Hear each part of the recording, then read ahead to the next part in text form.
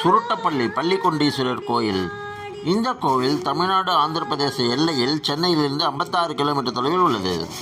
புராணங்களின்படி சமுத்திர மந்திரத்தின் போது, அதாவது பார்க்கடல் கடையும் போது வெளிப்பட்ட ஆழகால விஷத்தை அனைத்து உயிரினங்களும் காக்க சிவபெருமான் தயக்கமின்றி அந்த விஷத்தை அருந்தினார். பார்வதி உடனடியாக அவரது தொண்டையை பிடித்து விஷம் மேலும் தொண்டையை தாண்டி செல்லாமல் தடுத்தார். சிவனின் தொண்டை நீல நிறமாக மாறியது. அதனால் இவர் நீலகண்டன் என்று போற்றப்படுகிறார். பணி முடிந்ததும் சிவனும் பார்வதியும் கைலாசத்துக்கு புறப்பட்டனர். வழியில் விஷத்தின் காரணமாக மிகவும் சோர்வடைந்து அசௌகரியமாக உணர்ந்த சிவபெருமான் பார்வதியின் மடியில் சாய்ந்து படுத்தார். எனவே அவர் பள்ளிக்கொண்டீஸ்வரர் என்று அழைக்கப்படுகிறார். இக்கோயில் திராவிட பாணியில் கட்டப்பட்டுள்ளது. இந்த கோயில் பெரிய பிரகாரங்களுடன் மிக பெரியதாக உள்ளது. 3 அடுக்கு கோபுரத்தின் வழியாக உள்ளே நுழையும்போது பரந்த முற்றத்தை காணலாம். ஸ்ரீ ராமலிங்கேஸ்வரர் சன்னதிக்கு முன்னால் பலிபீடம், துவஜஸ்தம்பம் மற்றும் பிரதோஷ மகாநந்தி ஆகியவற்றை காணலாம். உள் பிரகாரத்திற்கான பிரதான நுழைவாயில் ஓரமாக சற்று இடதுபுறத்தில் வந்துள்ளது. துவாரபாலகர்களுக்கு பதிலாக சங்கநிதி, பதுமநிதி ஆகியோரை அவர்களின் மனைவியுடன் காணலாம். சிம்மவாகினி எனப்படும் நின்ற கோலத்திற்கு மரகதாம்பாள் தேவிக்கு ஒரு பெரிய தனி சன்னதியே உள்ளது.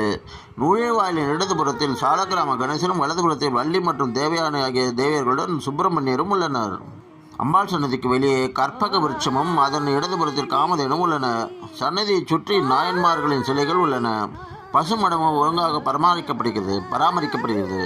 வால்மீகீஸ்வரர் என்ற சன்னதியும் உள்ளது. இந்த சன்னதிற்கு செல்வதற்கு முன் ஏகபாதாத்ரி மூர்த்தி, ஜரஹர மூர்த்தி, ராஜமாதங்கி தேவி, சண்டிகேஸ்வரர் மற்றும் சப்த மாதர்களையும் காணலாம். அம்பாள் கௌரியுடன் கூடிய தட்சிணாமூர்த்தி, தாம்பத்திய தட்சிணாமூர்த்தி என்று அழைக்கப்படுகிறார். இது வேறு எந்த கோயில்களிலும் காணப்படாத தனி சிறப்பு என்கிறார்கள். சிவன் உற்சவருக்கு சப்த மாதர்களுக்கு பக்கத்தில் சன்னதியும் உள்ளது. இந்த சன்னதிக்கு வெளியே நுழைவாயிலில் ஸ்ரீ வேணுகோபால சுவாமி, வலதுபுறம் அதிகார நந்தியும் உள்ளனர்.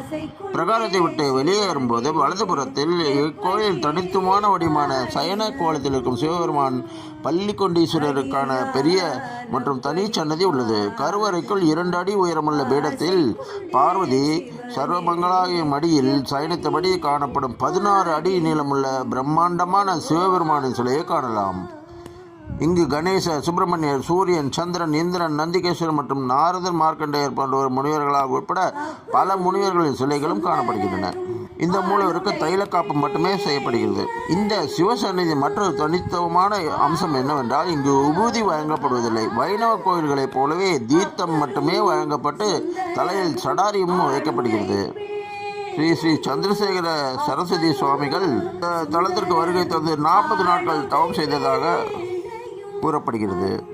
திருமணம் தடைப்பட்ட மற்றும் தாமதமான தகுதியில் ஆண், பெண் மற்றும் பெண் பிள்ளைகள் தாம்பத்திய தட்சிணாமூர்த்தி சன்னதிக்கு முன்பாக தங்கள் வயதுக்கு சமமான நெய் தீபங்களை ஏற்றினால் அவர்களின் தடைகள் நீங்கி திருமணம் நடக்கும் என்பது நம்பப்படுகிறது.